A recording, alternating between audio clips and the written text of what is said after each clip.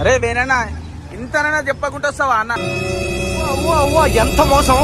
Lucky Bhaskar కన్నా పెద్ద scam అమ్మా ఇది. డబ్బులు లేవని 10 రూపీసా అన్న? ఎంత అవుతుందా అన్న? 100 గప్చుప్లు.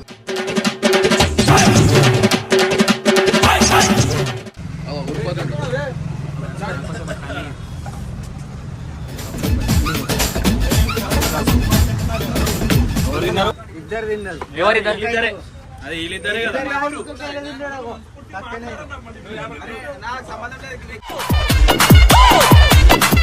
ఏం ఫీల్ ఉండదు మామ ఈడ.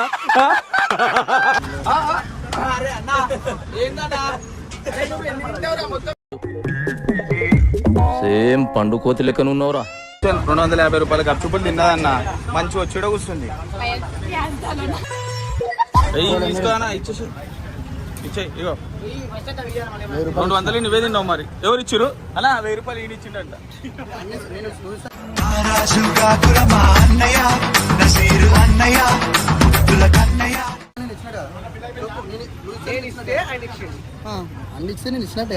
ఎవరు ఇచ్చిరు పైసలు? ఎవరు? అంతేనా తమ్ముడా? సరే.